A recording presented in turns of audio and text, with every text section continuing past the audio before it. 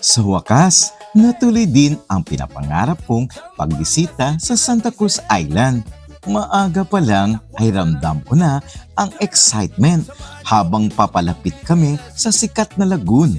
Pagsakay pa lang namin sa dilaw na bangka, napansin ko na agad kung gaano kalaga ang turismo sa kabuhayan ng mga lokal. Ang bawat sakay namin ay hindi lang simpleng biyahe. Ito rin ay tulong para sa kanilang pang-araw-araw na kita. Habang umaandar ang bangka sa malinaw at kalmadong tubig, kitang-kita ko ang dedikasyon ng mga bangkero.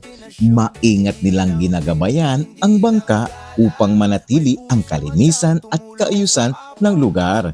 Ikinuwento rin nila kung paano nila pinapangalagaan ang lagoon mula sa pagbawal ng pagtapon ng basura hanggang sa pagprotekta sa mga likas na yaman dito. Doon ko lalo na-appreciate kung gaano nila kamahal ang kanilang lugar. Pagdating namin sa lagoon, parang napahinto ako sa sobrang ganda nito. Ang tubig ay may kakaibang kulay, parang pinaghalo ang asul at berde na napakalinaw at nakakaengganyo.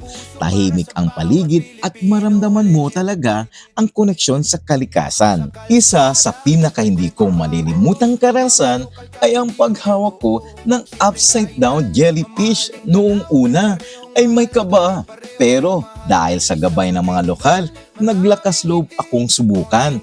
Dahan-dahan kong hinawakan ito at laking gulat ko dahil hindi ito masakit. Sa halip, kakaiba at kamangha-mangha ang pakiramdam. Habang hawak ko ito, napangiti ako. Hindi ko akalain na maranasan ko iyong sa totoong buhay. Habang nasa bangka pa rin kami, mas lalo kong naobserbahan ang sipag at dedikasyon ng mga lokal sa kanilang trabaho. Hindi lang sila basta nagtatrabaho, iniingatan nila ang kalikasan habang nagbibigay ng magandang karanasan sa mga bisita. Dahil dito, mas lalo akong naintindihan na ang bawat bayad sa bangka ay may malaking tulong sa kanilang pamumuhay.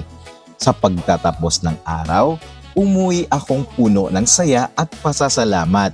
Hindi lang dahil sa ganda ng lagoon, kundi dahil sa mga karanasan nagbigay sa akin ng bagong pananaw.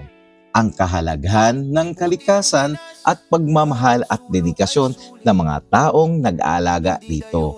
At higit sa lahat, masaya ako na hawakan ko ang upside down jellyfish. Isang simpleng sandali nang hindi ko makakalimutan. Kaya iniimbitahan ko kayo na bumisita din sa lagoon sa Santa Cruz Island nang maranasan nyo rin ang naranasan kong tuwa at saya. At hindi lang yan, nakatulong ka pa sa mga lokal dito. Lakwotsero ako ng Zamboanga. Tara na, huwag ka nang mag-isa sa pagkain, biyahe at pagtulong. Puso ng Pilipino